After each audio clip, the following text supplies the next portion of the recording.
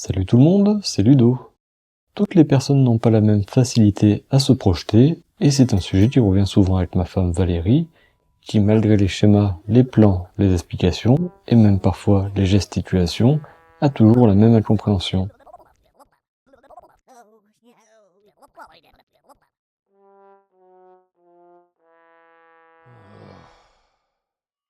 Est-ce une fatalité? Une idée m'est venue, passer sur quelque chose de plus concret. Je vais imprimer la maison en 3D, ce qui permettra de tester différents agencements et certains choix qui restent à faire, mais de façon visuelle, simple et claire. Que vois-je tomber du ciel? Ne serait-ce pas un télémètre S50 de Milossi? Voyons ce qu'il pourrait m'apporter dans ce projet d'impression. Pour moi, un télémètre laser classique, c'est simple, ça mesure jusqu'à un mur, un élément qui cadre la mesure, comme je vous le montre ici. Donc voyons ce que ce modèle peut apporter de vraiment nouveau.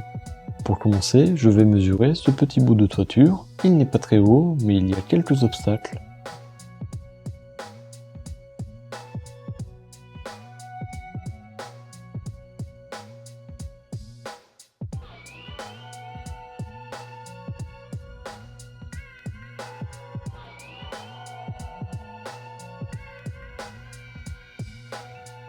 En temps normal, il me faudrait 5 mesures différentes, pas toujours confortables à prendre, puis tout additionner en espérant ne pas me tromper.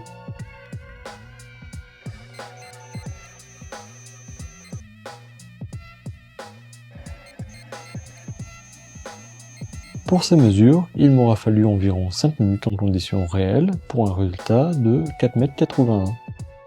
Voyons maintenant ce que ça donne avec le télémètre S50 vissé sur son trépied. J'essaie le mode point à point qui permet de mesurer une distance entre deux points, quels que soient les obstacles entre eux. Le boîtier dispose d'un pas de vis 1/4 et permet de définir ce point comme origine, comme on le verra plus tard. Je pointe le premier coin de la toiture à gauche, puis je dirige tranquillement le laser vers le deuxième coin de la bâtisse. Et voilà, tout simplement. J'obtiens la même mesure à 5 mm près, mais en 8 fois moins de temps. Maintenant que le mode point à point est validé, c'est parti pour la mission. Mon objectif, mesurer rapidement l'extérieur de la maison afin de créer ensuite mon modèle 3D pour l'impression. C'est parti, un véritable face-à-face commence. J'en profite pour donner quelques conseils. Le premier, utiliser le timer 3 secondes qui décale la prise de mesure après l'appui sur le bouton. Cela laisse le temps de stabiliser parfaitement le pointeur, car plus la distance est grande, plus le moindre mouvement dévie le laser. Le deuxième, pour une utilisation pro, privilégier une rotule de bonne qualité adaptée à la vidéo, qui permettra des mouvements fluides entre les deux points et une stabilisation fiable lors de la mesure. Si ce n'est pas déjà fait, n'oubliez pas de liker cette vidéo et de vous abonner à la chaîne, c'est un vrai soutien. Et voilà, on arrive déjà au bout de la série de mesures. 18 minutes pour 45 mesures, soit moins de 30 secondes par mesure, plutôt efficace. Et surtout, la plupart de ces mesures seraient impossibles autrement, sauf à extrapoler depuis des points au sol.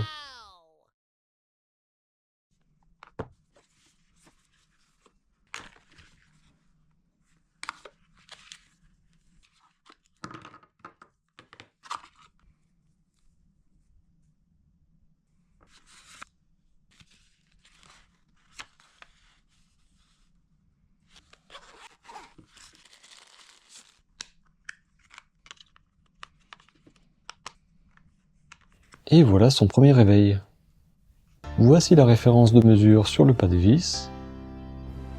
Ensuite le bas du boîtier. Puis le haut. Et pour finir, au centre, un astucieux laser ligne rouge. Il permet de mesurer même lorsqu'un meuble, un poteau ou tout autre obstacle gêne la mesure directe. Pas moins de 18 modes permettent de couvrir tous les types de mesures.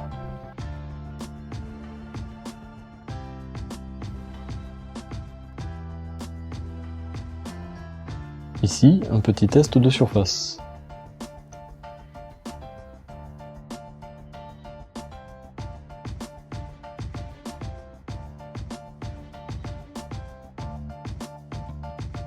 Ce qui est très appréciable, c'est l'aide intégrée pour chaque mode. Elle est accessible via la molette des paramètres. Voici deux exemples.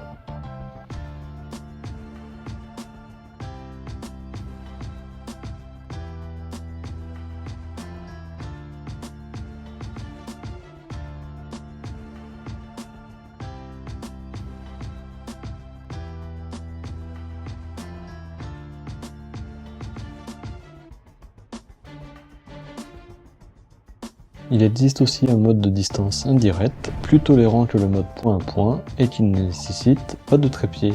Pour cet essai, j'ai mis le point de référence à l'arrière du boîtier, appuyé contre mon ventre pour être le plus stable. J'utilise toujours le timer 3 secondes pour ajuster le pointeur après l'appui. Je trouve un petit 122 cm, voyons maintenant au mètre ruban, 121 cm. À 7 mm près, j'obtiens la même valeur au laser, impressionnant. Autre fonction sympa, la liaison smartphone qui permet d'envoyer directement les mesures dans une application. On peut consulter l'historique, créer des tableaux ou tracer des plans avec points et segments auxquels on attribue automatiquement les mesures.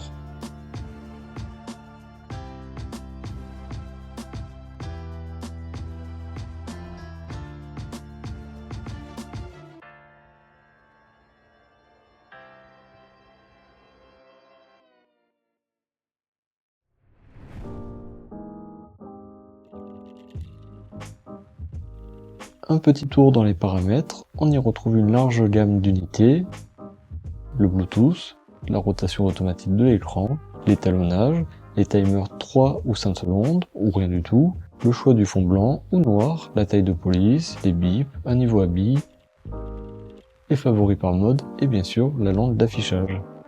Un dernier test, mesurer la plus grande distance possible en extérieur. Lumière assez forte mais pas en plein soleil, j'aperçois encore le faisceau sur un arbre à 68 mètres. Le plus difficile finalement est de rester immobile. À ces distances, un petit mouvement fait naviguer le pointeur de plus d'1 mètre. Pour finir, on retrouve bien sûr l'historique des mesures avec le détail et le mode utilisé pour s'y retrouver facilement.